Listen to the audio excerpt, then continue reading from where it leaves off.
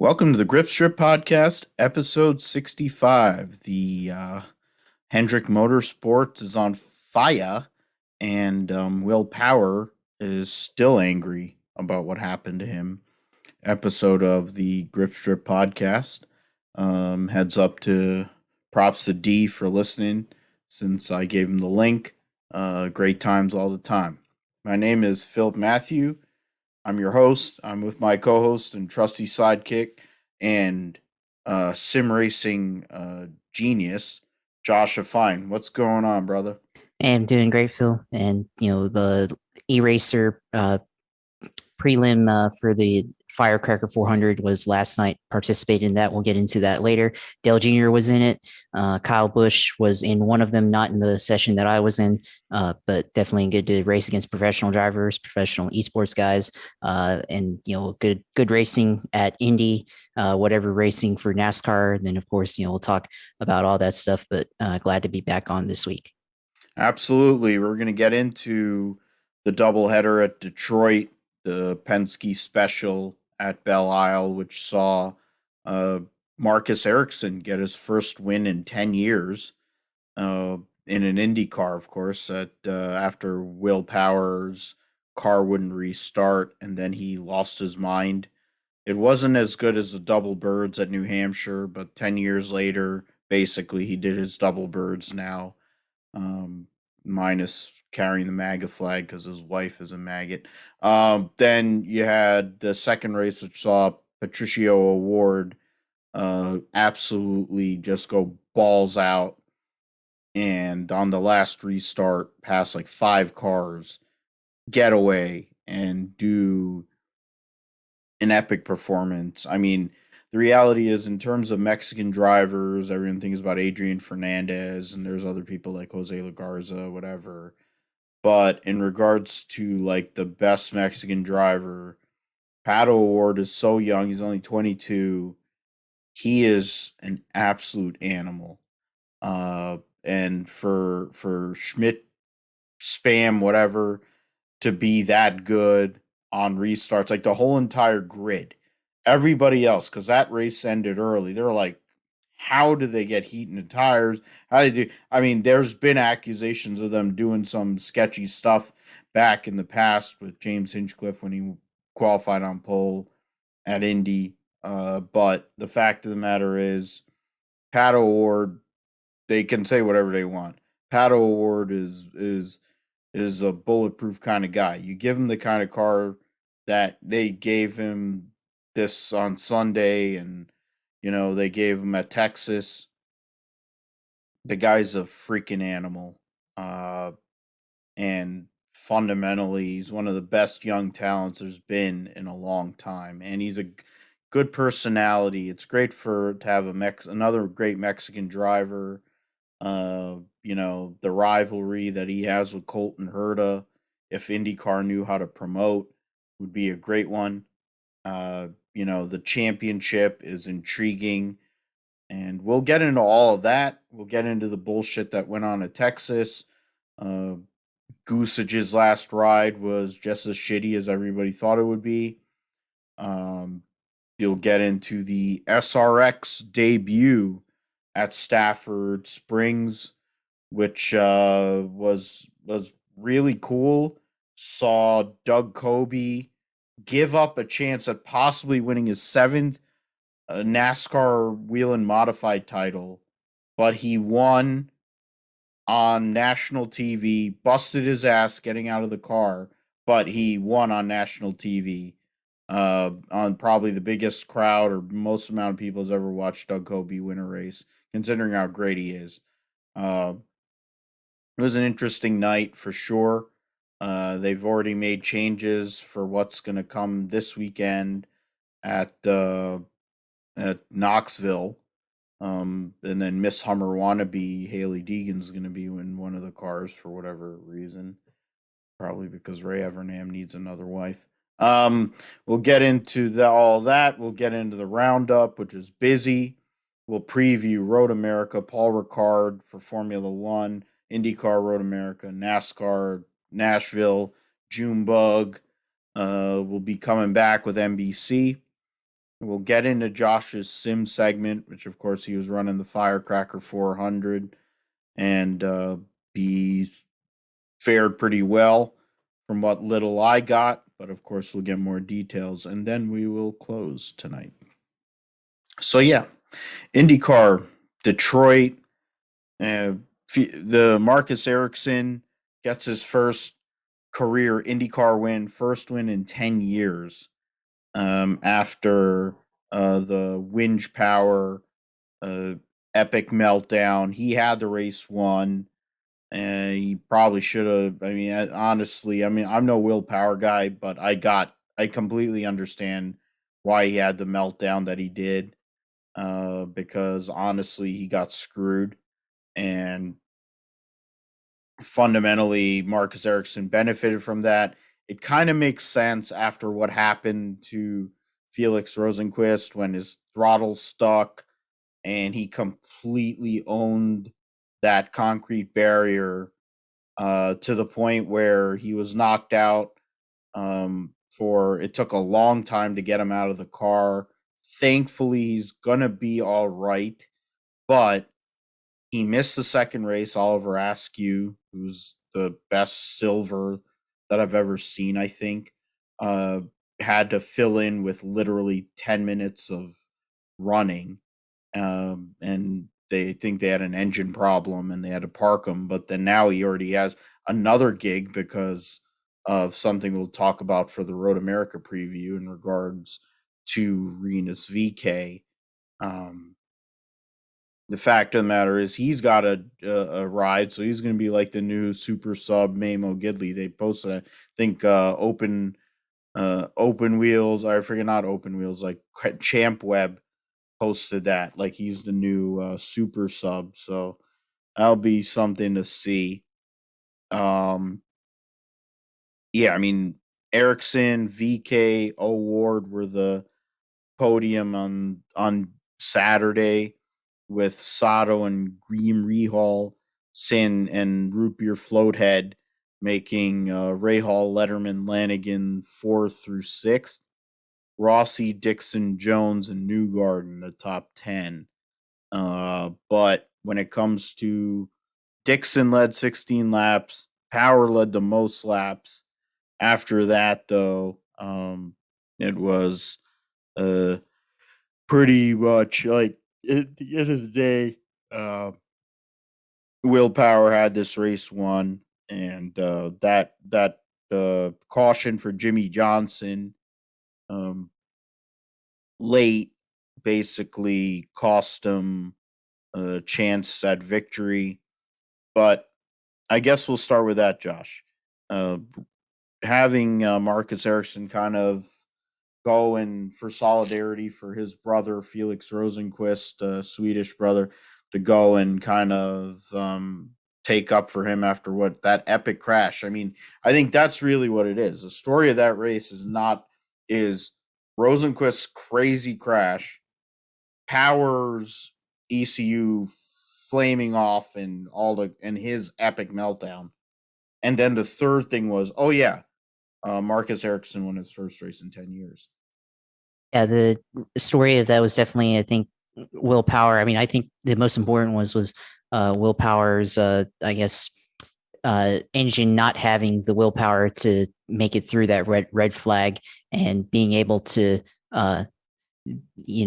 get back fired up for the restart there. And it seemed, I guess, it seemed unfair for him that wasn't able to get restarted, whereas everybody else had to pass him, and then he fell a lap down trying to get restarted and everything. And of course, willpower. I mean, he's had times in the past where he's gotten angry at the officials. You mentioned the double birds at New Hampshire in 2011. I mean, I remember Pocono 2014, Fontana after that mess in 2015, where he was pretty mad in his post-race interview. So there have been instances, willpower kind of is a whiny baby, I guess, but it wasn't a I mean, I think we understand why this one, because he was in the lead for most of the race and worked really hard to get a win and should have won that race. And I think we all question whether or not they should have gone red flag for that. I think that's the most important point. Is like I don't think they should have. I mean, I think I'm kind of an old school guy. I think if they're going to finish under caution, then let's finish under caution, or they should try to speed up the cleanup enough, I guess, or lessen the amount of caution laps to get back under green. Like they need to figure out like I guess a balance without stopping the race. Like they should only stop the race like if it's a severe accident, like if it was Felix Rosenqvist crashing like that with 5 laps to go or whenever it was. So I think that definitely was not fair for Power. Obviously, works out for Marcus Ericsson. He didn't really have to pass him because, like, I think they were kind of battling when that caution came out, and then Power was getting ready to pull away. I think then Grosjean crashed, and then the ECU happened under the red flag, and then Yeah, it Ericsson was took the Grosjean. lead. Sorry. Yeah, Grosjean. Yeah, and then he took the lead after that, and was able to hold off. Everybody else was able to hold off VK.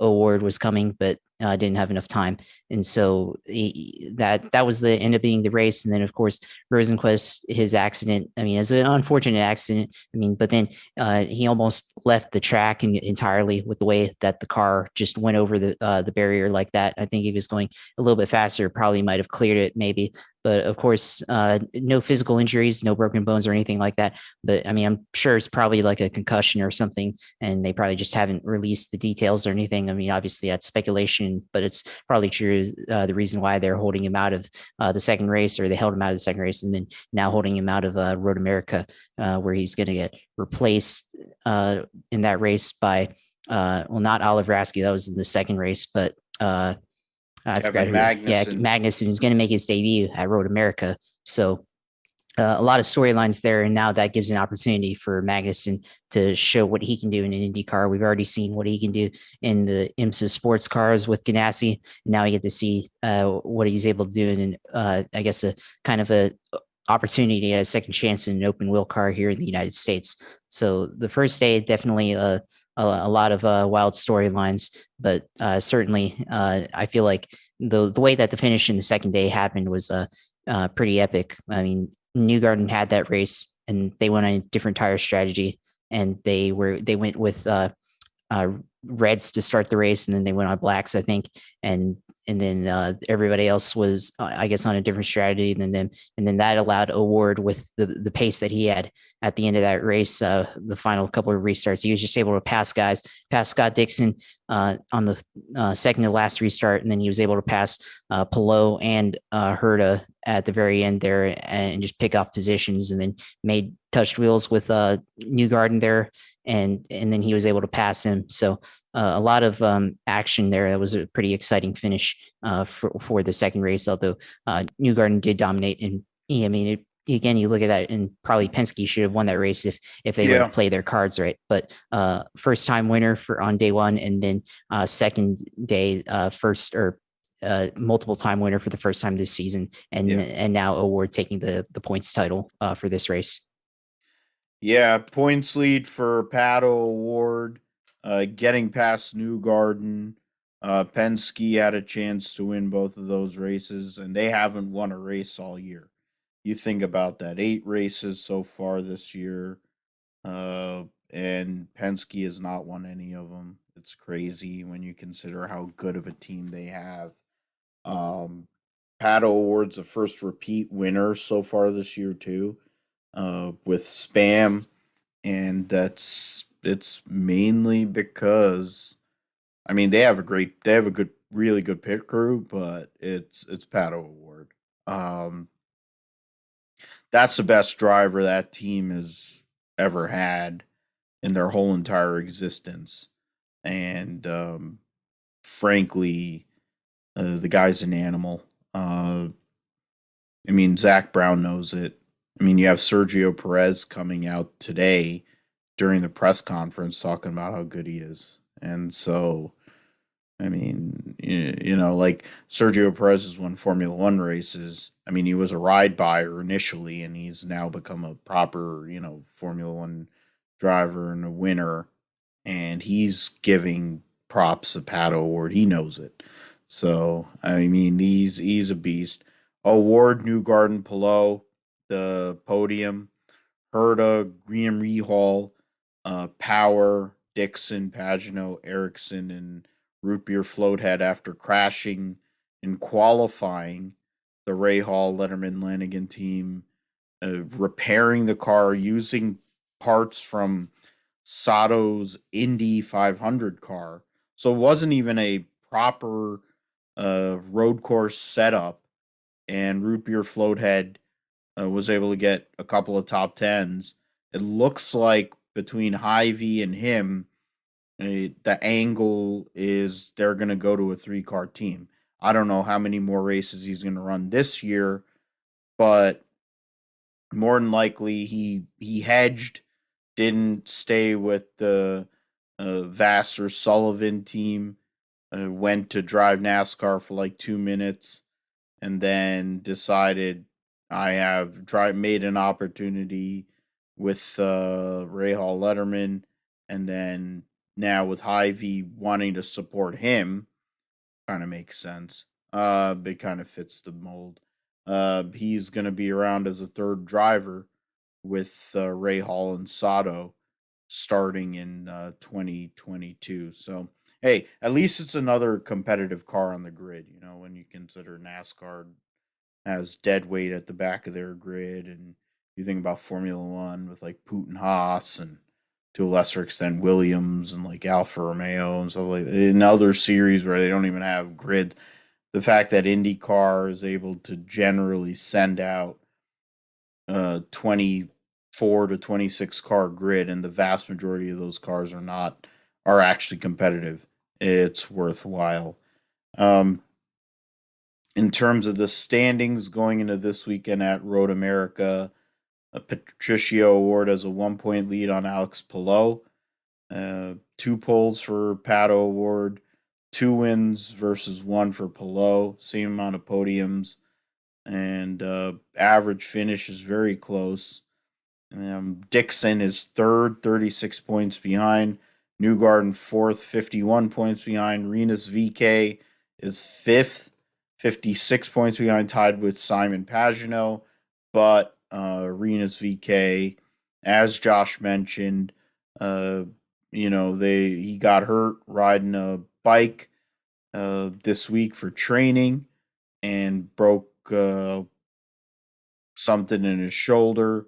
Then he got his clavicle. So he's going to be out this weekend.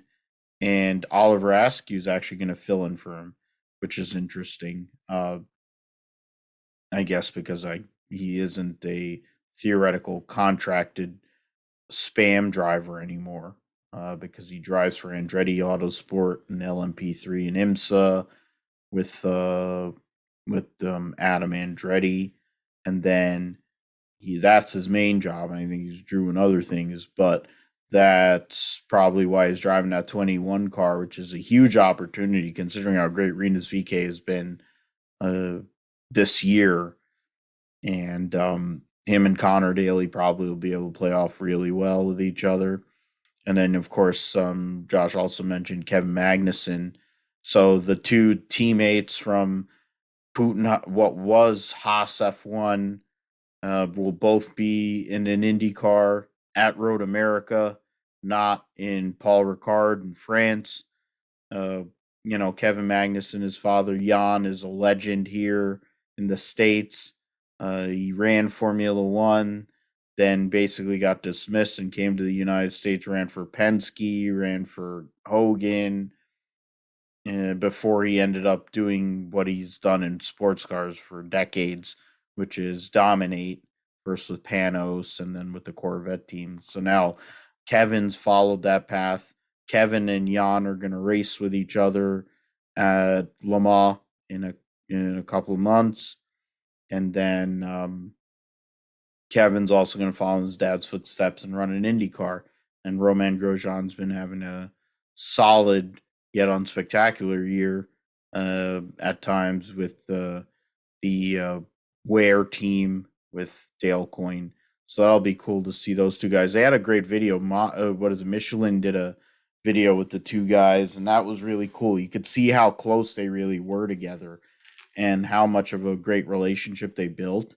and it's kind of sad considering how pathetic the current situation is at Putin Haas, and how one guy is basically oblivious to anything he does, and Mick Schumacher's just trying to make sure he doesn't die.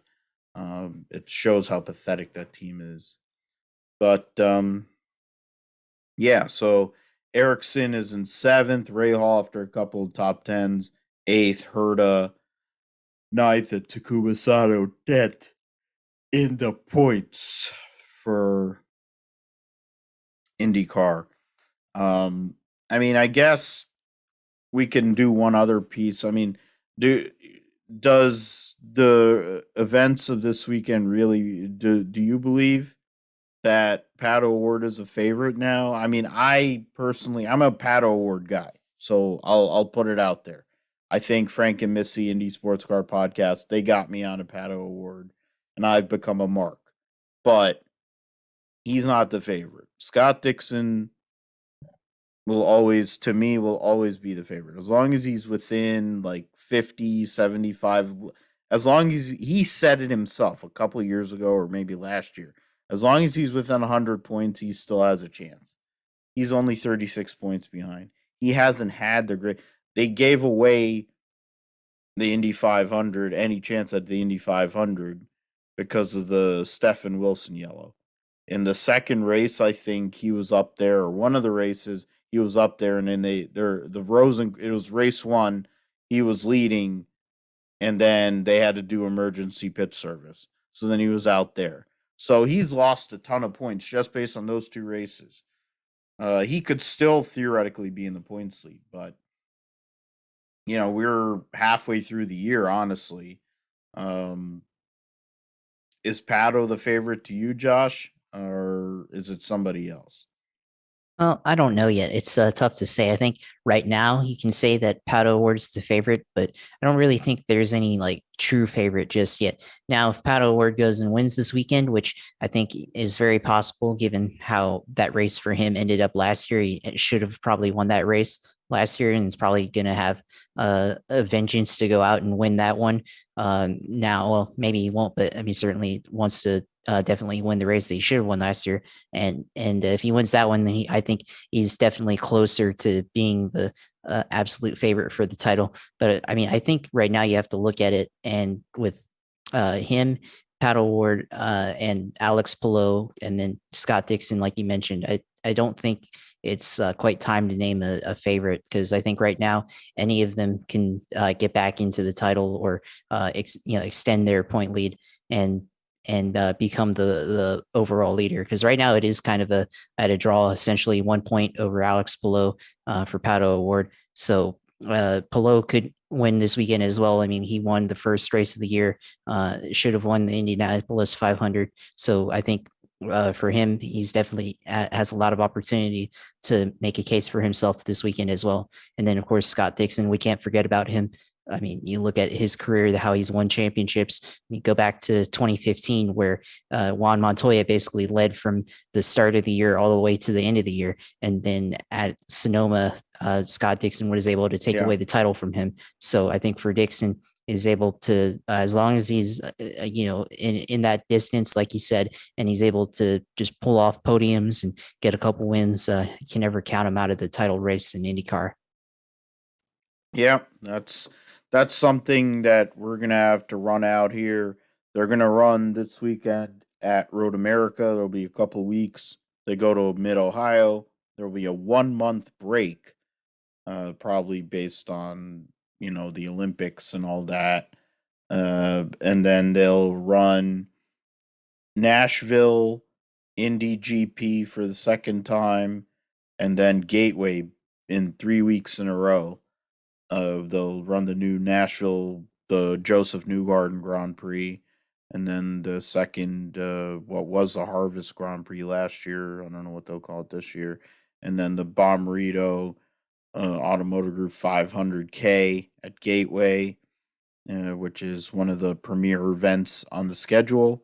Then they'll get a few weeks off, and then they'll run 3 consecutive races to end the season: Portland, Laguna, and then the Grand Prix of Long Beach Acura Grand Prix of Long Beach to end the season. So it'll be very difficult end of the year because, outside of Portland, where you have a couple of passing zones, Laguna Seca's, I think, on the best day is maybe one and a half, maybe two passing zones. Long Beach is Long Beach. I think there's probably two. So you have to qualify well. Um, making the fast six, making the fast 12 to get in the fast six will be big as we get into the rest of the season. For the Cup Series, they were at Texas Motor Speedway, Goosage World, and they had the All Star race. And Hendrick Motorsports won 5 of the 6 stages. Larson won the first and the last stage, held off Brad Keselowski there in a 10-lap segment. Brad had a chance a couple times to try to clear. He probably would have cleared himself across the nose of Larson, which in the end might have ended up wrecking both of them, which might have been better for the world. But Larson's hot streak continues, even with the new package. I think they ran the same BAS, big ass spoiler on the back like it was a super speedway. They ran less horsepower, which was akin to running Talladega or Daytona back in the day where it was like 500 horsepower. Couldn't get any run off the corners, but they had so much drag that if you could get into a draft, uh, you could make a pass. But otherwise, it was kind of a shit show across the board the whole entire night. But then it's Texas Motor Speedway, so what do you really expect, right, Josh? I mean, you can't really expect anything with Texas. I mean, the first open segments they had wrecks on the start and the first couple of restarts. So initially it could have been a wild race, but then they got settled in after that. In the second stage of the open, Tyler Reddick won, and then third stage, Eric Almirola won. But yeah, like you said, like this race, like as long as you could get a run starting from turn 2 and then just keep in the draft of whoever was in front of you all the way to turn 1, that's basically where you could pass. And for Larson, I mean, he was able to pass in turn 3 and 4, went way up into the grip strip. Shout out to us there. That's our groove. But he was able to pass Chase Elliott there on the outside line, and then was able to hold off Brad Keselowski. And Keselowski, he had a couple of chances, but just didn't have enough to get there and hold on to pass him, pass Kyle Larson. So I mean, it wasn't really that great a race. I mean, I guess the last 10 laps of that race was pretty entertaining. Maybe the first part of it was entertaining, but for the most part, I mean, it was whatever. I mean, I think we do have to mention the concert that happened to start the race with I don't know who it was, whichever old rocker that was. But That they were Sammy singing. Hagar? Yeah, Sammy Hagar. Yeah, and then I mean, it was ironic because he was singing "I Can't Drive 55" and talking about how he needs to be able to get up onto the speed limit and or above the speed limit and pass traffic and stuff. And it was unironic because it basically was we talked about the cup cars not being able to pass, not having enough horsepower, or now they're restricting the horsepower. It's like this is like almost a self-reflection, and they like unintentionally insulted themselves or something with Yeah. that. So that was a interesting start, and never seen anything like that. And hopefully they don't ever bring that kind of thing back. We'll see. Let's hope, because I mean they're gonna probably run somewhere around 575 and 650, I think, with the Gen 7, next gen, whatever you want to call it, car. With I don't know what kind of spoiler angle they're gonna have, or how many, like how many inch spoiler they're gonna have. Hopefully, it's a little itty bitty blade on there, like a 1 inch spoiler.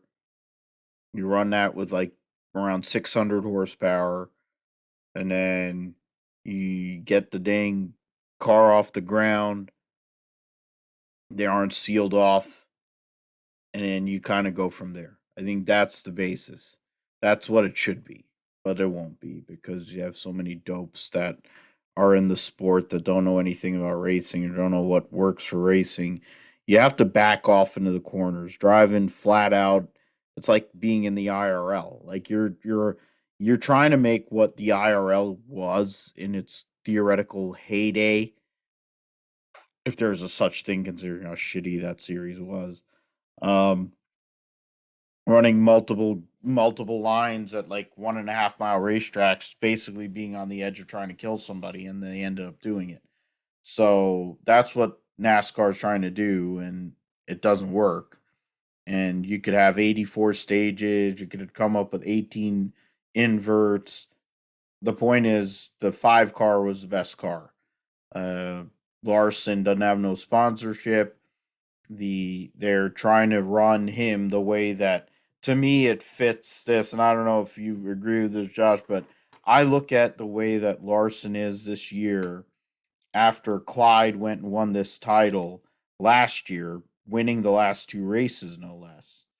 And then it has a parallel to 2001, where Jeff Gordon, of course, finally won a championship without Ray Evernham. He won races without Ray Evernham, with Robbie Loomis, the former Richard Petty crew chief, and Richard Petty's last crew chief, and of course Petty Enterprises disciple.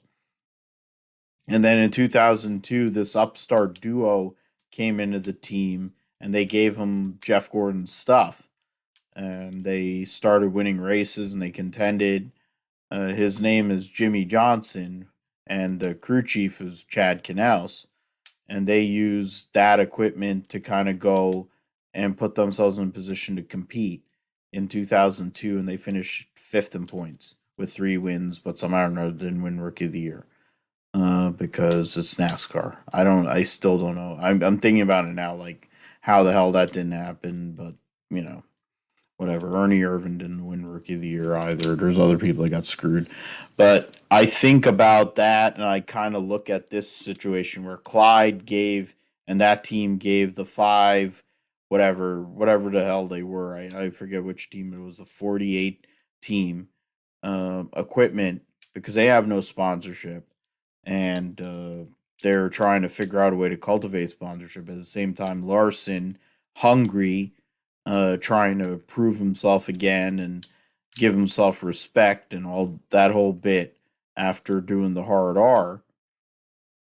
Conveniently, the 5 car is the best car, has been the best car, or one of the best cars the whole entire year, and now he's winning races.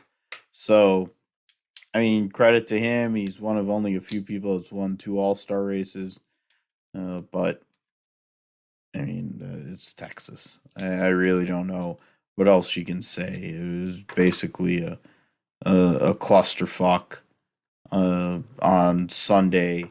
It was a waste of time, really. Um, in regards to the finishing results, uh, Kyle Larson over Brad Keselowski, Chase Elliott, Logano, Blaney, the top 5.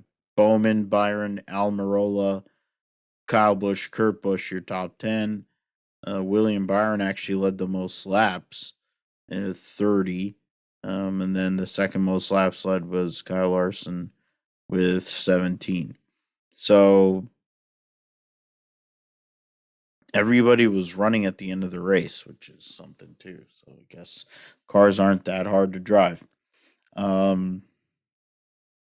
Yeah, we'll kind of go from that to the open race, where the drivers were Ross Chastain, who was very aggressive, Tyler Reddick to a lesser extent, Eric Almirola, who was very emotional. Um, I mean, was there any like notable omissions? Like they talk about all these polls and they talk about who's going where, and like there's certain people that probably should have been in, or based on what their car was doing in the open race, which was carnage filled, as you said, Josh.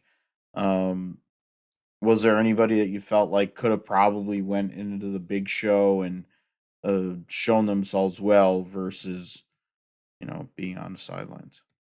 Well, I think it's probably Chase Briscoe because I think at the end of the third stage, he had started kind of in the back, and he had took a pit stop. I think at the beginning of that stage, and then he was able to make his way up to like third place or fourth place at the end of that one. So I think if they had more laps, and I don't know, 20 or 30 laps, he probably could have gotten up there and passed Eric Almirola.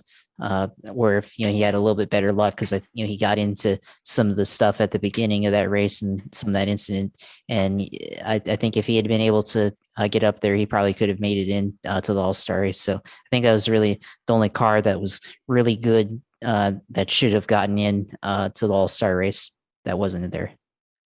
Yeah, it's personal bias aside. The 14 car, that might have been the best the 14 car has been all year. And they talked, and Chase talked about how they found some things. And I'm like, well, it's been what is it, 4 months, 4.5 months? You should be able to start figuring it out at this point. You need to, because you're like 26th in points. And if you or the 10 or the 41 don't do something miraculous, there's only be one Stewart Haas car in the playoff, which is crazy considering how many teams make the playoffs. So I think Suarez kind of got hosed because of the one wreck. I think he would have had a chance. The 14 sustained damage, the 8 sustained damage. I think but the 8 ended up winning, so the second stage was all right. But the Open was kind of nonsensical, but it wasn't as convoluted as the big race. So is what it is. We'll be going to Nashville. Um, the next thing will be the Xfinity and the trucks. It was a Kyle Busch Motorsports, Kyle Busch / Kyle Busch Motorsports benefit. Kyle Busch is only one win away from his air quote retirement, air quote end quote, which was he dominated that race. It wasn't really a contest outside of Justin Allgaier. Allgaier had a great car. The restarts just didn't work in his favor because of the way the arrow and all that is. Um, there is that, and then there are other things. So, um, Kyle Busch, of course, wins the Xfinity race, Josh, and then his protege of sorts, John Hunter Nemechek, goes and wins yet another truck race. So, I mean, where that's it's like, oh, you're stacking pennies like LaJoy. It's like, no, you're stacking trophies. But then where are you stacking those trophies? Like, so um thoughts on the Saturday action, which saw Kyle Busch and later, and then John Hunter Nemechek earlier, um, become victorious. Well, I think the Xfinity race, the Kyle Busch. I mean, he led most of that race, and then he was able to uh, win the race ultimately and get his 99th win. So we'll see beyond that once he gets number 100, if he's going to be in the car any longer, or he gives it up to somebody like Ty Gibbs, who probably should be in that car full time anyways. But we'll have to see what happens. I mean, Busch dominated that race basically, but then it was a little bit of action, I guess. I mean, he had to beat Justin Allgaier to do it. I mean, I thought Cindric probably would have won that race, but he didn't. Hendrick led a handful of laps there, and so did Brandon Jones. And then we had some cautions there. There was a couple of big accidents, but nothing really. I mean, for the most part, it was just another Texas Xfinity race. And then I think in the Truck Series, of course, we called it John Hunter Nemechek going out and winning another truck race. I mean, I think he had to beat Chase Elliott to do it, but of course, he went out and won that one. I think maybe it's a little bit surprising with Sheldon Creed getting in 2 accidents in the beginning of the race and having to finish in 35th. So that was unfortunate for him. This is a title contender trying to defend his title from last year, and certainly hasn't had the best start to the season this year. And I think you have to look at, I mean, John Hunter Nemechek's obviously the points leader right now, but then you, of course, look at last year's championship or champion and look at where they're at compared to this year. I think you have to be a little bit concerned for Sheldon Creed's chances to try and defend his title later in the year. But I mean, nothing in the Xfinity race or in the Truck Series race, like is another truck series race at Texas. And I mean, yeah, we mentioned before, it's Texas is boring, it's whatever. So the expected winners, I guess, won in Texas in the Xfinity and Truck Series. Yeah, that's about it, really. Honestly, with them, uh, John Hunter is on a heater, trying to figure out a way to get himself back to Cup in or getting a full Joe Gibbs ride. And then there's the other records and other things and stuff like that. But in terms of John Hunter and Kyle Busch getting those wins, it's kind of par for the course, as you said. There were people might have had a chance. I mean, as I said, Allgaier might be the only person I can think of that could have had a chance given the restarts and all that. But for what you call for in regards to the truck series, John Hunter is dominating that deal, and I really have a hard time believing that he's going to lose that title. Point standings, it's not really changed all that much. There's at least for the Nashville Xfinity race, there's going to be um, 42 cars for 36 spots. In regards to the Truck Series, 43 for 36. So there's going to be a deeper field in regards to these drivers and possibly expressing themselves a little more. Colleague has came out and said that they're going to run a new car next year in Cup. GMS announced that they're going to be running a Cup team next year, so that's interesting. Hopefully, we're getting rid of some of the dead weight that exists in the series in general. We'll go from all the trio Cup, Xfinity, and trucks to the new SRX series, a superstar racing experience for run by both Ray Evernham and Tony Stewart. Saw Doug Coby win the race. Greg Biffle won one of the heats. I think Michael Waltrip was about to win the second one and then got passed by um, the the cyborg kind of guy. And then so I don't know if you were able to watch, Josh, but personally to me, I enjoyed it. Minus Miss Hummer, I enjoyed the broadcast. Having Alan Bestwick call anything is fine by me. Matt Yoakum should be employed still in some other entity. And then there's other people and other things, but really in the grand scheme, you had Brad Doherty down there, but it was a clean, concise, straightforward broadcast. And I think that's an organic thing, even though Sean McMahon is saying, oh, he's not going to, the CBS Sports head is not going to go after NASCAR or IndyCar to add to the portfolio. There's things like what happened at Stafford and what will happen in Knoxville that will make you think, oh, maybe we should actually put some more effort in there. What were your thoughts on the SRX, Josh? Well, the SRX was a fresh perspective, and it was definitely something new that I mean, we've seen before in terms of IROC and in terms of short track racing, but it was definitely a different taste than what we've been used to the last couple of years.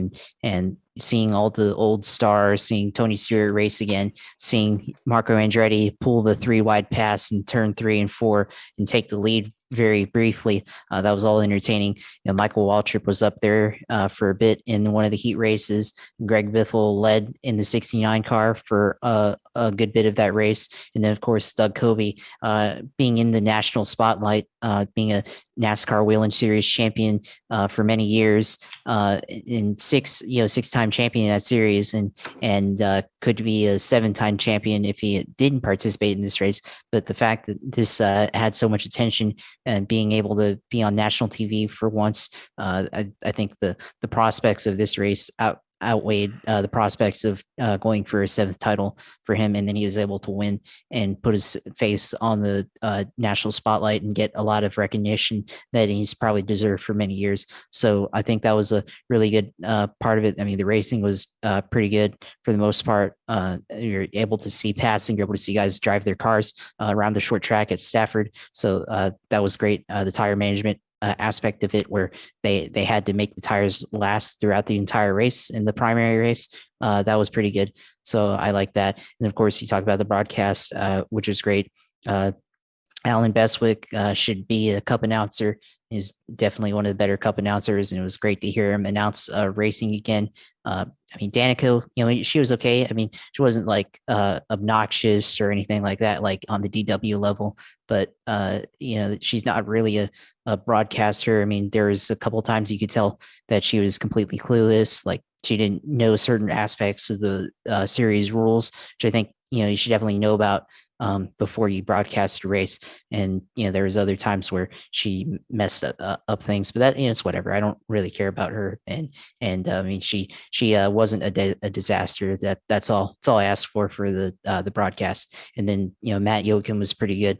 I mean, he's got that job, because he's friends with Tony Stewart's been friends with him for over 20 years. And then, Brad Doherty in the broadcast as well. That was, pretty good. And the CBS, I mean, I think they did a great job overall. I mean, they probably make some minor tweaks to the graphics, but it's all right. So good job by them.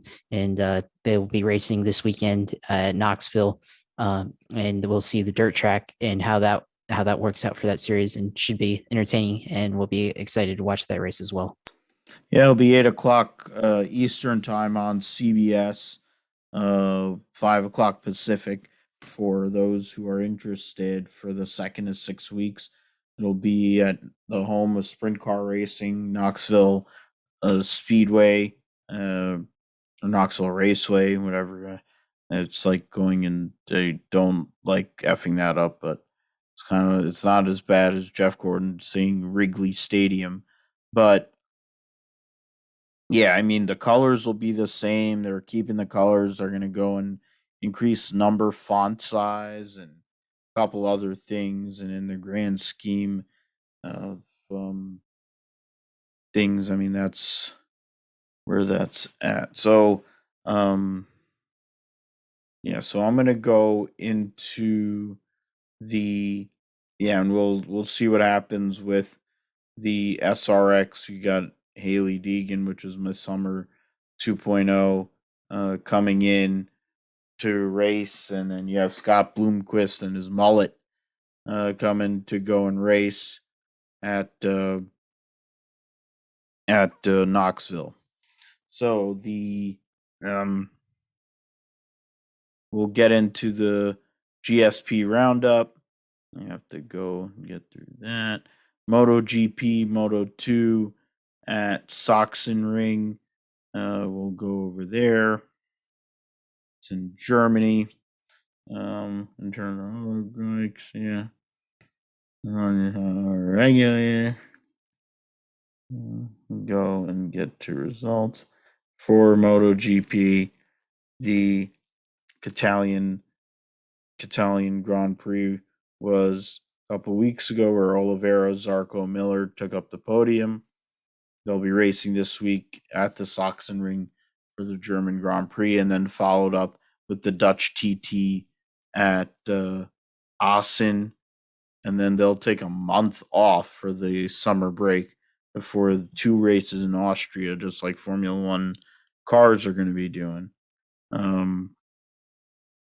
Regards to the points, 14 points between Quartararo and Zarco, and then there's a gap, or 11 points between Zarco and Miller, who's only 2 points behind or ahead Franco Bagnaia. So there'll be something that we see as we get towards the next races. Let me see here in regards to Moto 2 results. Moto 2, the Remy Gardner ended up winning over Raul Fernandez, Javi VA, as they go into the next stage, which is going and moving further forward. Remy Gardner, Raul Fernandez, 11 points. The gap between Gardner and Fernandez. Bezzecchi, the only one, he's 38 points behind. And then after that, there's gaps. Joe Roberts is 6th in points. Have to go back over here. Cameron Beaubier is 15th in points. Go and see how that whole thing works out. Supercars at Hidden Valley this weekend for V8 Supercars for your fans that are into that series, which has become a Holden benefit, basically. So having other manufacturers in there would be probably better, but we will see about that. Formula E in Mexico, they have Phil. Yeah. Sorry. Yeah, we'll get into the Formula E in Mexico. Puebla will be a track. I think they run the stock car series, the Mexican stock car series, oval based track layout. So that'll be extreme. So that'll be interesting. Anti-clockwise layout or Formula E. So yeah, it'll basically be it'll be similar to the whatever the German, what's the track where Alex Zanardi got Lauschitz-Ring. Yeah, it'll be similar to their road course, and then they have an oval because that's that's where they run the Mexican whatever stock car series. So that's gonna be interesting for sure. Wide open, it looks pretty good. So, and I mean, I wonder how altitude's gonna affect that, but they have hard braking zones. They have a couple of hard braking zones, big sweeping corners. It'll be interesting to see how that goes. The standings so far, Robin Friends has a 5-point lead over Nick DeVries. Mitch Evans is third with 54 points. He's 8 points behind. And defending series champion Antonio Felix Acosta is 10 points back in fourth. So we will see how that all goes. Sam Bird in fifth. Stoffel Van Dorn in sixth. And John Eric Verne, 2-time champion, in seventh. WEC was in Portugal last week, which saw Buemi, Nakajima, and Hartley win over their teammates in Conway, Kobayashi, and Jose Maria Lopez by 1.8 seconds. Nicolas Lapierre in the Alpine, along with his teammates, finished third. They were on the lead lap. So those are the three hypercars. The winning LMP2 car was the Antonio Felix DaCosta, Anthony Davidson, Roberto Gonzalez, number 38, over Galeal, Van Dorn, and Blomqvist in fifth. And then you have GT Pro, which saw Alessandro Perguidi and James Collado win over Daniel Serra and Miguel Molina, the teammates. They have, of course, a team that's going to be running the Ferrari prototype here in a couple of years. And they finished 1-2. Porsche's finished right behind them. And then I don't know who all any of those people are. And in terms of GT Am, Ferrari, Antonio Fuoco, I think it was in Formula 2 or Formula 3, Roberto Lacorte, Giorgio Giotto, the winners there in the AM category. It's interesting since the GTE, or what is considered uh whatever GT Le Mans, kind of going away, at least on the American side, but it still exists in the European format. Um, what is it? Indy Lights, IMSA, Detroit. We have the Indy Lights series was and then what sports cars was IMSA, you know, in terms of the races, Kyle Kirkwood, well, that's not it. Results in the race one, you saw Kyle Kirkwood, so sweep for Kyle Kirkwood in both races over Linus Lundqvist. And in second, Toby Sowery was third in race one. David Malukas was third in race two, with Sowery fourth. Bunch of Americans there. Standings show Kirkwood, or what is it, Lundqvist, Malukas, and Kirkwood are all separated by 4 points, so it's pretty tight between those drivers. Sowery is fourth. Then you have Devlin DeFrancesco in fifth. So that's what the situation is right now in regards to Indy Lights. The IMSA team, you had Kevin Magnussen, Renger van der Zande, and then a 0-1 Ganassi Cadillac over Felipe Nasr and Pippo Durrani, the Whalen Engineering Cadillac. Then Ricky Taylor and Felipe Albuquerque in the number 10 Konica Minolta Acura.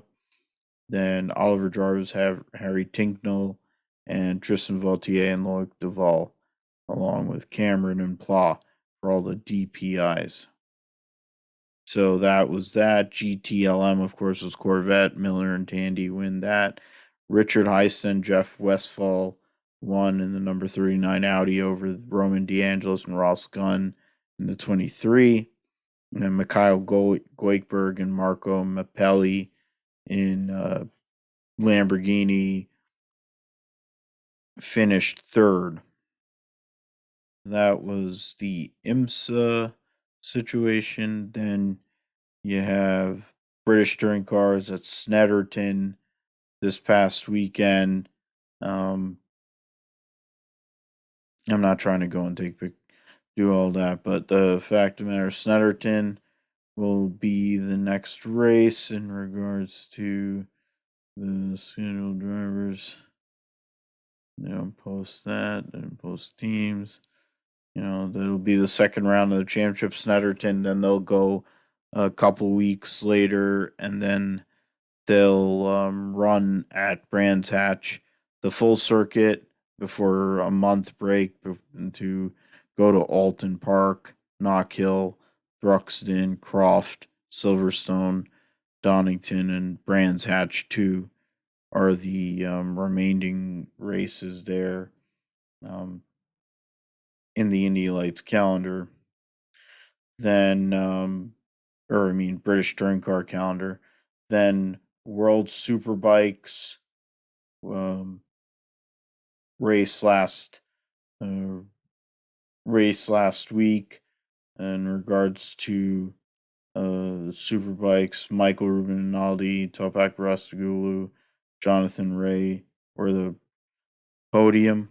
Then in the Super Bowl race, Michael Rubinaldi won over Toprak Rastagulu and Jonathan Ray. Gerloff finished 8th in the Super Bowl race. Gerloff was 12th in the race one. And then Phil. Yeah. The fastest lap, and then the race two, Topak Rastagulu, Rinaldi, and Ray were the top three. Gerloff got 5th in race two. which leads us into the points, which saw you Johnny Ray with a 20-point lead over Rasagulu. And then bigger gap, of course, a 43-point lead to Scott Redding. And then even bigger one, Lowe's, Rinaldi are in their own kind of battle. Gerloff, Vandermark, Tom Sykes, Chaz Davies. That's 11 points between 6th and ninth, and then 14 points between 6 to 10. Um, and yeah, so that's it for the roundup for this week. Let's get into Road America. Josh, I'll throw to you in regards to what do you think? Is it going to be, will Penske respond after a couple of close calls?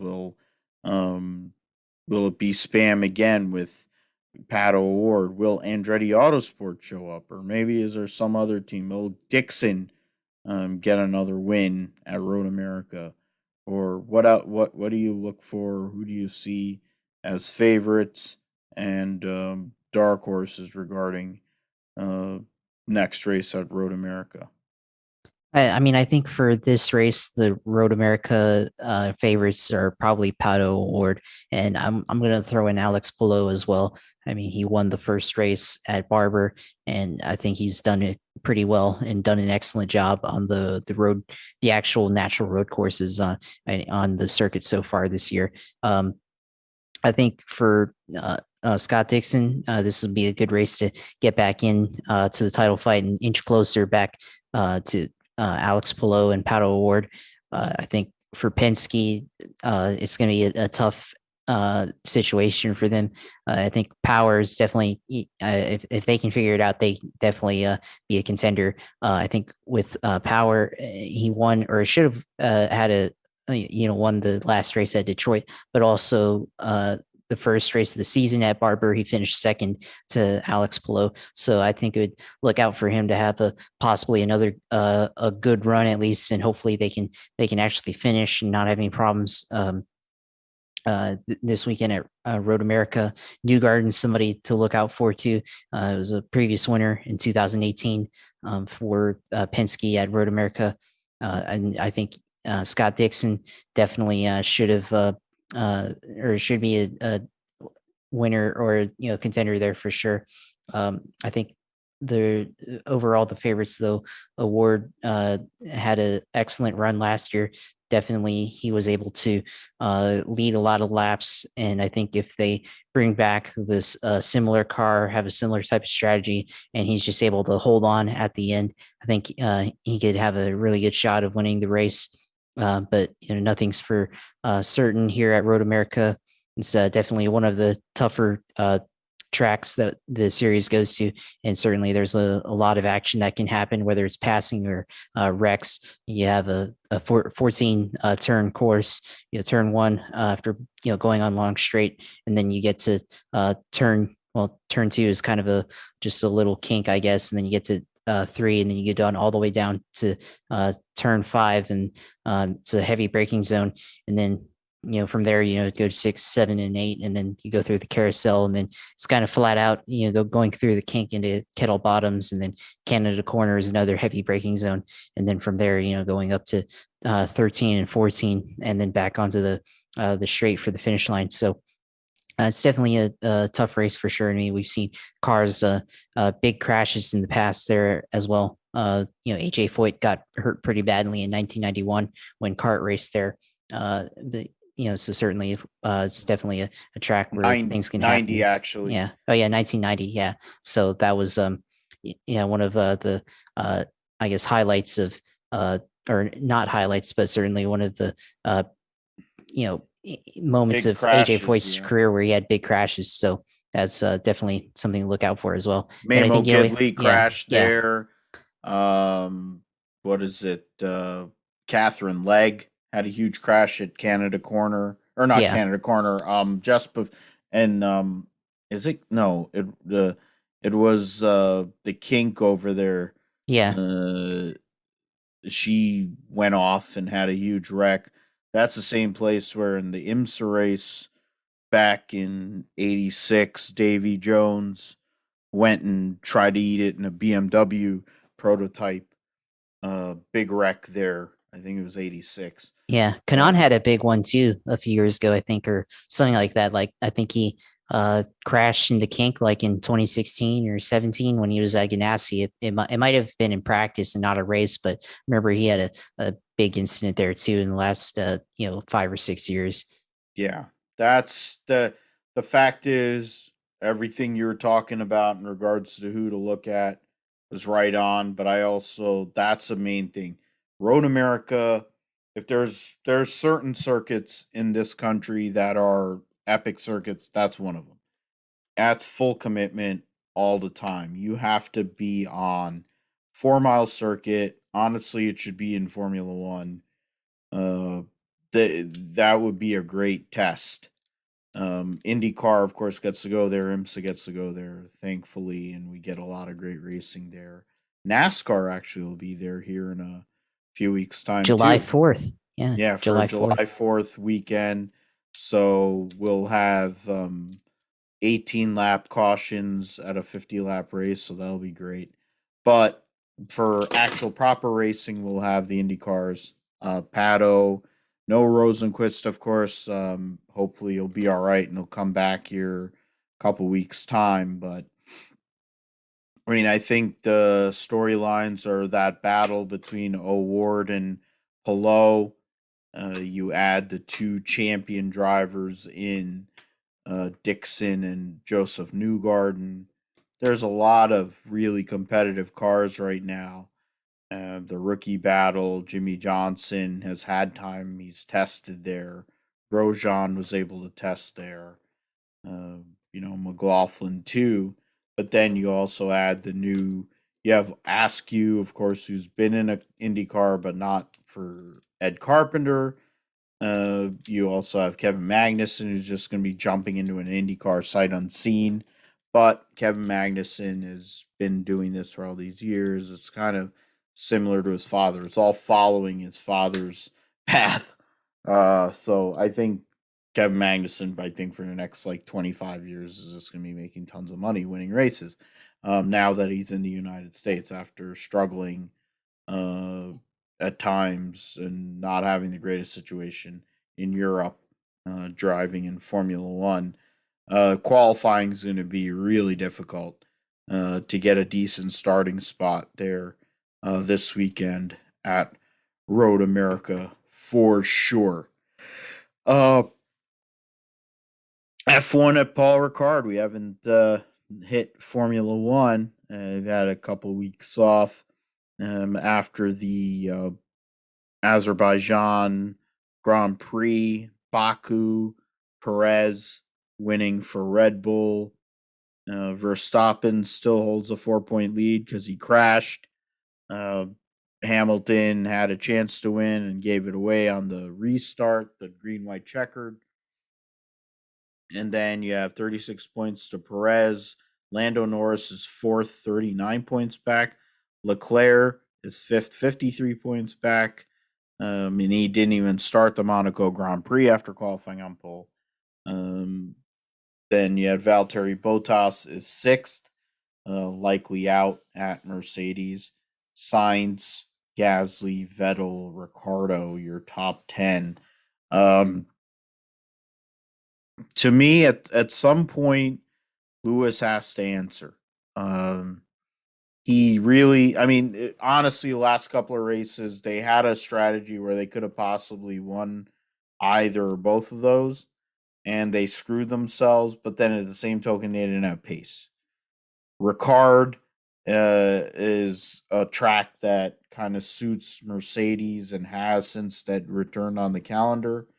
Can they go and respond now against Red Bull with two drivers that are driving at a high level when Mercedes only has one? Will Hamilton just go and do what Hamilton has done for most of his freaking career and go next level? Or will he be on the back foot with Verstappen and Perez struggling there? And then you add Ferrari, that whole dynamic with Leclerc, the way he's been qualifying, and Sainz always in the races. Uh, Midfield battle, of course, is depends on the day and depends on the track. Aston Martin fared well at the street courses, but who will um, come up behind that? I mean, McLaren's kind of in between there in regards to that third team, but then you have the Alpines, you have the AlphaTauris, you have uh, whatever. Trying to remember the Aston Martins, and then that's 6 teams right there. Um, then you have the Alpha Slobbers, you have the Williams. Um, Trying to remember what the And other Haas. and yeah, well, Putin Haas, whatever. So uh, to me, I think Lewis answers. I don't know if it's going to be on Saturday in qualifying, but I do think he comes back and finally gets a win again after a short. I say finally. I mean, it's only been a couple of races, but for him, that's theoretically a dry spell. Um, but yeah, we'll see what happens. I think Lewis responds, gets a win, retakes the points lead from Verstappen. But what are you thinking, Josh, in regards to this weekend at Ricard? Well, I mean, on the other side of that, I mean, this is another opportunity for Max Verstappen to extend his point lead over Lewis Hamilton. At Baku, had a chance to win. The tire failed, and now has a chance to. Basically, it's a do over since both of them did not score points. So now he has a chance to win another race and extend his point lead over Lewis Hamilton. And I think the question is he going to have the car that'll give him the opportunity to do that? And I think it's definitely possible. And you have to wonder if they lead practice and they lead qualifying, I think shouldn't have any issues as long as they get the right pit strategy, tire strategy with the race. They're able to manage it correctly and give Max the opportunity to win the race. I mean, on the other hand, Lewis, they've got to answer back, and if they can kind of pull some tricks like what they've done at the the beginning of the year where they were able to execute some strategy better than Red Bull, I think they'll have the opportunity to win as well. But it's going to be another chapter in the fight between Lewis Hamilton and Max Verstappen. But then also, you talked about the midfield. We've seen what Lando Norris is able to do this year, and I think the question is his teammate going to have the same pace, or is he going to finish as well as Lando Norris? And I think Daniel Ricciardo is a great driver, but he's just not been comfortable or quite as comfortable as he'd like to be in that McLaren car this year. And if you're a fan of Ricciardo, it's definitely kind of disappointing considering McLaren kind of being on the comeback after the last couple of years of not being as relevant as they should be. And I think for him, he's got to be able to improve his results. And I think this will be a race where they can maybe match or finish better than Lando Norris. And then I think Alpine's another team that has an opportunity to score points. We've seen what they've been able to do this year. They just extended Esteban Ocon, and Alonso scored points in Baku. So we'll see what kind of pace they have this weekend if they're able to get in the points midfield, score like a 5th to 10th place finish is probably where they'll end up or something like that. So we'll see. But I think the other storyline that we have to talk about is the tire situation with Pirelli. We saw the failures with Max Verstappen. We saw it with not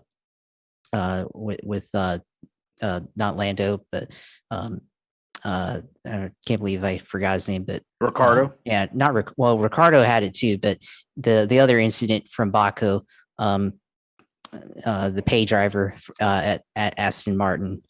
Oh, Stroll. Yeah, Stroll. He Stroll. blew a Yeah, Lance tire Stroll. He too. blew a tire as well. Yeah, blanked on that, but no, it's yeah, he blew a tire too. So I think some drivers had some questions about the tire safety. I think Verstappen has been pretty vocal about the situation with Pirelli and the stability of the tires.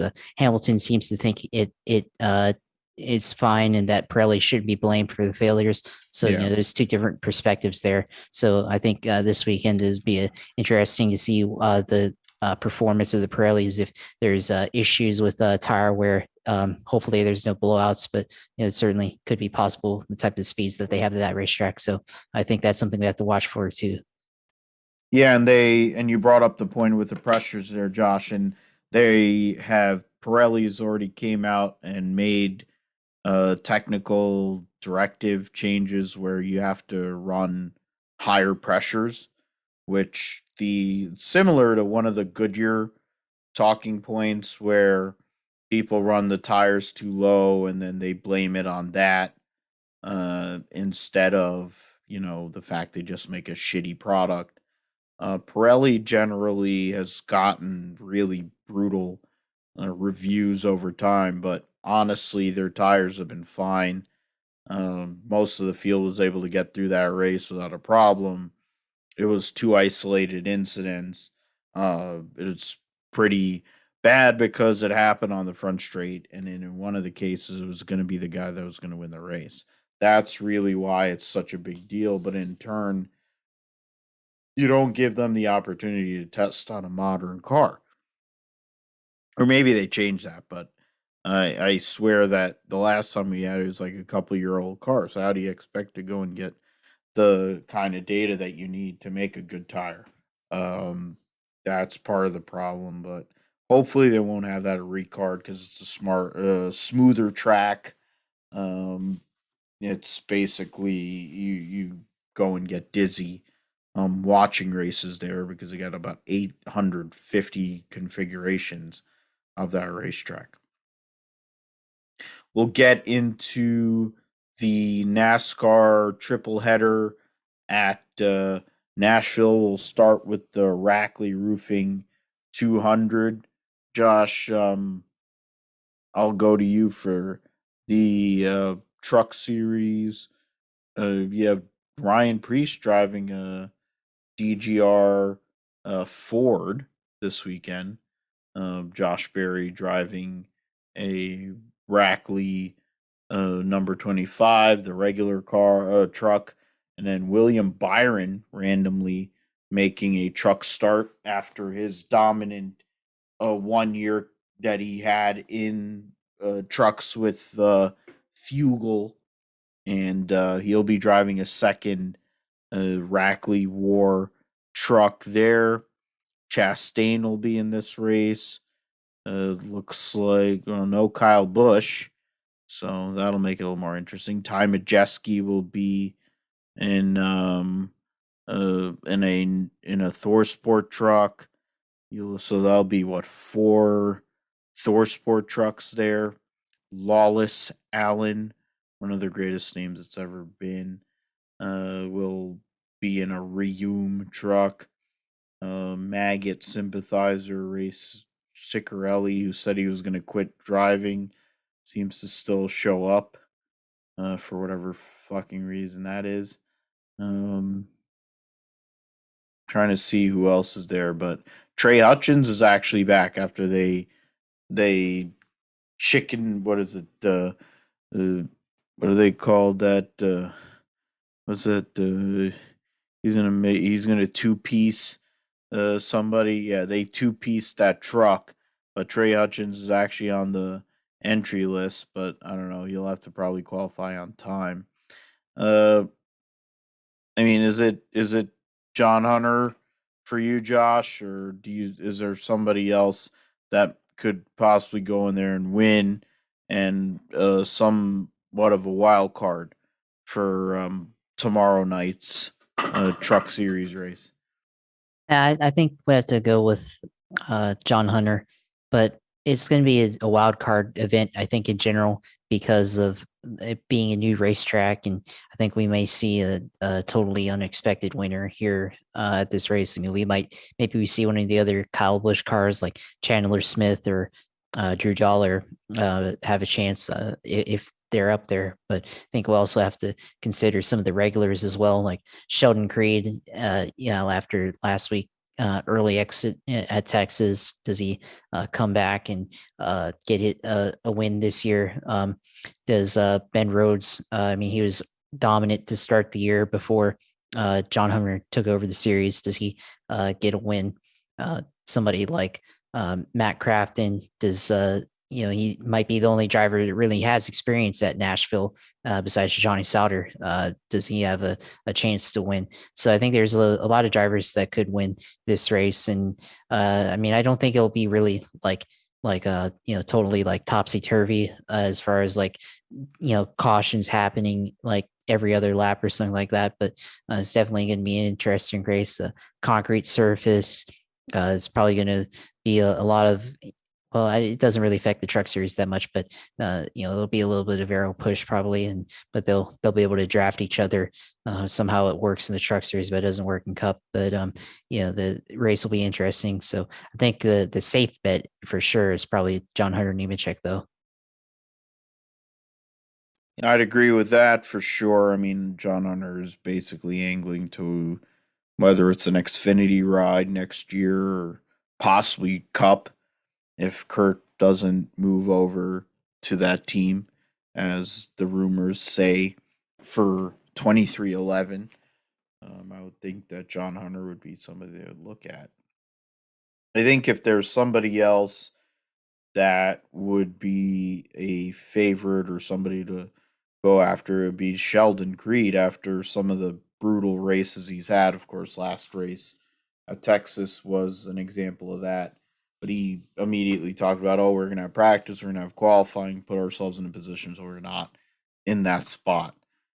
Creed needs points, he needs stage points, playoff points, the whole bit. So I think that's an opportunity for him and that two truck out of GMS, the defending series champion.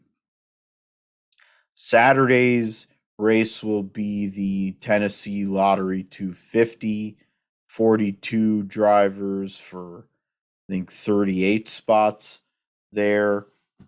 Kyle Busch will be in this race. Tyler Reddick will be in this race driving for Jordan Anderson. Timmy Hill will be driving a MBM number 13 with some maggot sympathizing crap on the car. Austin Hill will be making his first of 6 starts this year in the number 61 in the Hattori Racing slash MBM car. So that's that. You go and talk about. I mean, for me, I'm gonna go and say I could go out on a limb. I'm gonna go out and I'm gonna say Hendrick finally goes and gets that first win. Concrete surface, I think it suits Hendrick's driving style a lot more than some of these other deals. I think he'll have a chance for sure. They'll give him a fast race car. It is in Toyota, one of Toyota's backyards, because they build a lot of their vehicles in the Nashville, in the Nashville, Tennessee area. So that would be an opportunity for him. But you can't count out Cindric. You can't count out some of the other guys like Allgaier and the like that have been at this for a while and are really competitive. How about you, Josh? Who do you look at for this weekend at Nashville for Xfinity? Well, I'll go with the other Joe Gibbs' favorite car in Kyle Busch in the number 54. I think this will be win number 100 for him, and definitely see that could be happening this weekend. The other aspect of that is if they continue or return the tradition of giving the winner a guitar, and we saw him destroy the guitar in 2009 when he won there. And that was a lot of people were mad at him for that, but looking back on it, it was pretty entertaining. So that's the only reason why I want to see him win. And also for 100, maybe he goes out and destroys the guitar again if they give it to him. So that's what I look for in this race. Maybe he'll just go firewall deep, and then we'll wait till the next race to go and get to 100. But whatever, he's never gonna quit driving Xfinity as much as he says he's gonna drive. He's gonna quit at 100 races. Joe Gibbs is gonna be like, I need sponsorship, so you're gonna drive. And tell him to pray 10 Hail Marys to make up for the fact he can't perform in the sack. We'll go to the Ally 400 Cup Series race for the last part of the preview. You have David Starr in a number 13 with my buddy Sebastian as the listed crew chief, Joey Gase and Rick Ware number 15. Other than that, you have Smithley, Chad Fincham in the 66 for MBM. Haley in the 77 for Spire, and BJ McLeod driving for himself. Number 78. And I mean, it's Kyle Larson. It's really Kyle Larson wins everywhere. I mean, the only place he didn't win last week was at the Dirt Late Model Dream, because Brandon Overton swept the whole entire 3-day show and won over $270,000 in the process. He was kind of butthurt about that, but freaking Larson won like 400,000 or 450,000 or whatever the hell the purse was. There's $1 million in the race itself, but then there's probably other incentives and things on top of that. So I don't know what the heck he's mad about in regards to that, but I think it's Larson or bust, right, Josh? Well, I think that's easy to say because Larson has dominated the series the last month and has had one of the best cars in the entire season. But, I'm going to go out on a limb and say Brad Keselowski win this race. This was his first career win in NASCAR going back to 2008 when he was running the 88 Navy car for Junior Motorsports, and he passed Clint Boyer on the last restart with like 6 laps to go. So at Nashville, so I could see him winning this race. And I want to go with guys that have experience racing at this racetrack, and you have to look at all the guys that have been veterans going back to the early mid 2000s, like Keselowski, Kevin Harvick, Ryan Newman, Denny Hamlin, Kyle Busch, and Truex. And so I think those guys are the guys that you look out for at this racetrack, who probably at least at the beginning of the race will understand the racetrack and how to handle it. So I'm going to go with Keselowski. First Cup race here at Nashville. Throw it back to his first win in 2008. He wins this race. I'll take that. That wouldn't be a bad one. It would be nice to see with the practice some of these cars and teams that have struggled for the most part this year kind of make a move forward to kind of sweeten the pot in regards to the playoff grid because of the opportunities to go and make it into the playoffs with all the races and all the new races that are up there with the practice and the qualifying. I'm going to throw to you, Josh, in regards to the Firecracker 400 and any other exploits you have on the sim side of things before we close out for the night. Yeah, so the Firecracker 400 is a sim racing event on iRacing, sanctioned by the eraser.gg league. They've done a lot of racing events last year and this year. Last year they did with the Firecracker 400 with the 1987 NASCAR Cup cars, and they've returned to do it again this year. And it's a pretty big event with 400 entries or 450 entries in the race. And so the way it works is you had 4 heat race, so you had eight preliminary events to get to the qualifying, and the way that works is there's 4 heat races in each preliminary, and then the top 7 in each heat make it to the main preliminary event, and then you have a last chance consolation race, and then that's with the top 10 from that race make it to the preliminary main event, and then from that race in the preliminary, the top 11 make it to the qualifying event, and in total there'll be 8. Next week there'll be 88 people qualifying for 43 spots in the Firecracker 400, which will be held a week later, and then the bottom 44 will get or 40 cars will get put into the Firecracker 200, and there's going to be like 2 alternate drivers in case somebody can't make it into the race. So a lot of things have to happen in order to determine the main field in 2 weeks. But for me, was able to compete in this preliminary event. I was in my the last heat last night race or last night the preliminary number 8 and raced with Dale Earnhardt Jr. in my heat race and finished 7th. I think he finished 2nd.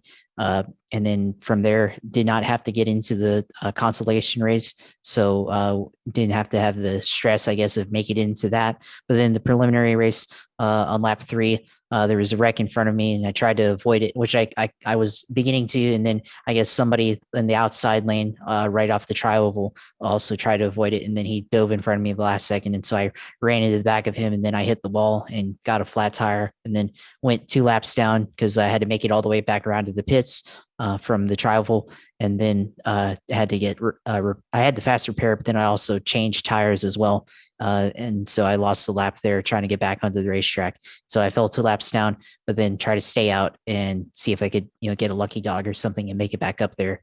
And then on like lap 15, somebody got loose and started to go down the track, and then they got onto the apron in turn 3 or turn 4, and then overcorrected right back into the track. And I was starting to avoid it, but then at the last second, they just went back to the right and then got me. And then that basically took me out because then I had like 20 minutes of repairs since I had already used my fast repair from the first crash. So then ended up finishing last place in the preliminary and didn't make it into the top 88 field to qualify next week. But it was a good event to compete against other people. Compete against other NASCAR drivers like Dale Jr. Kyle Busch was also in one of the other preliminary events, and he did not also make it in. So got that in common with him now. Ed Carpenter was also in the IndyCar driver. Ed Carpenter. I don't know what happened to him, but I know he was in a couple of the practice events that I was in against him. Landon Castle was in it too, I think, or at least he was just. He was announcing the event, so I don't think he actually competed in it. I think Raja Karuth, who's an up and coming guy with K&N series with the Drive Diversity. He's trying to make that transition from sim racing to real racing. He was in a couple of the practice events as well. So I don't know if he made it in. And then there's some of the esports drivers for like William Byron, Elliott Sadler, a lot of other guys that I think like other teams like Joe Gibbs Racing and other guys like that who compete regularly and are basically iRacing professionals were in this one too. So it was a pretty tough stout field to make it in, but definitely a good event to compete in. And for us, we had the GSP car that I was able to paint up in the trading paints paint shop. So the basically just instead of Photoshop, just went and it's like a in-browser tool that Trading Paints provides, and then just able to slap on the GSP logos, and then you have a pre-made base paint scheme to use. And so went with that and designed the car, and then it was a pretty good design. So we'll have to maybe see if we can get a diecast or something with the 28 car. So I know you like that a lot. So definitely Yeah. a good design there.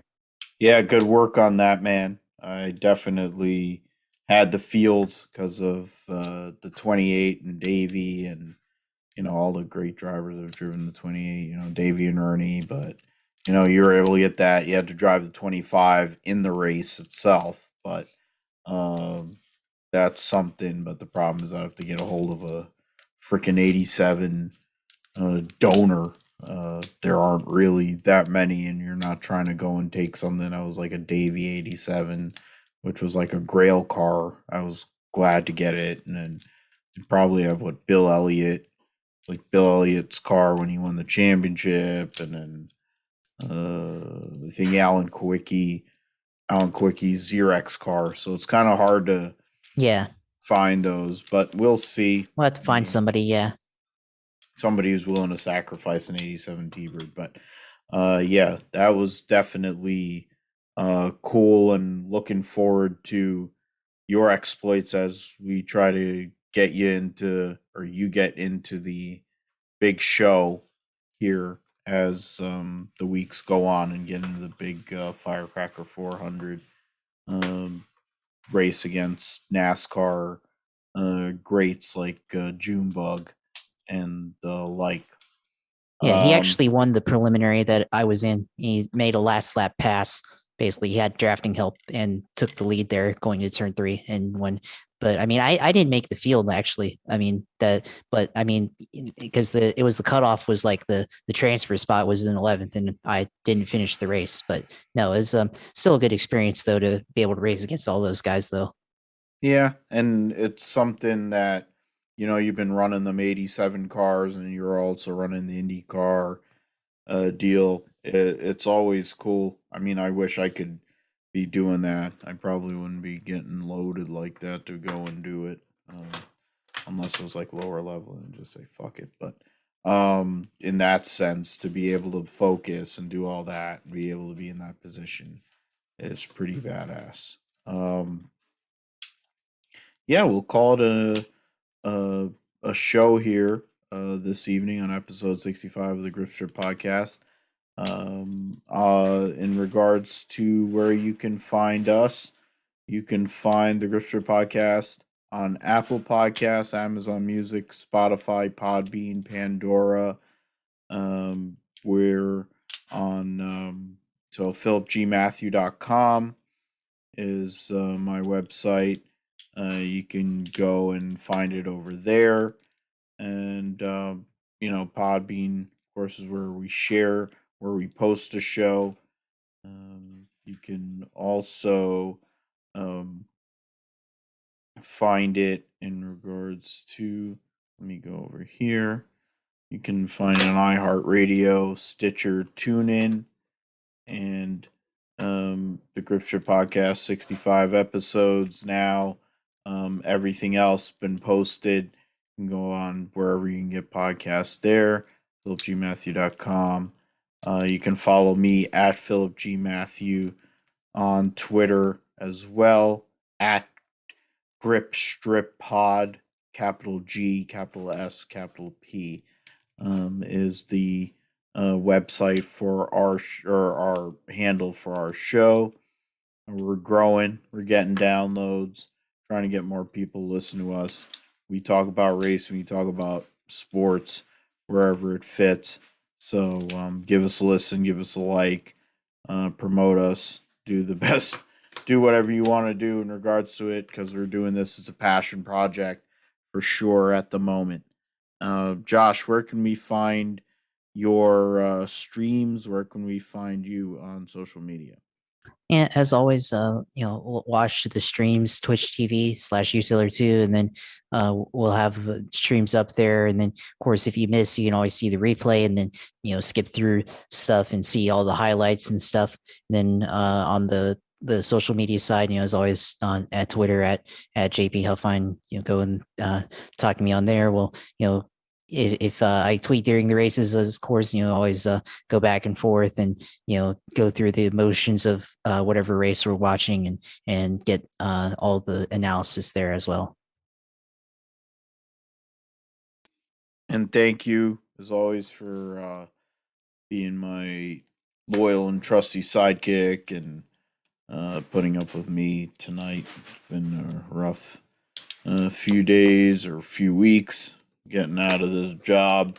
So it'll be nice here in a week or two when I actually hopefully have a job that will be worthwhile. We'll see what happens with that, and we'll have more flexibility too in regards to the number of days that we could possibly go and do the show. So we'll be back next week. We'll talk about Formula One at Paul Ricard, talk about IndyCar Road America, NASCAR in Nashville, anything else that took place here this coming weekend on the Grip Strip Podcast we'll talk about. And we'll talk about whatever else comes along, if there's any big sports news, if we have the time to do whatever, especially with football, since we're basically a couple months away from the draft at this point for fantasy football, and at least in the Fall Brawl League. So we'll get into all of that. We thank you for listening. Thank you for doing the downloads, the whole bit. Keep on supporting us. Keep on downloading, share it with friends, and take care of one another. God bless, and good night.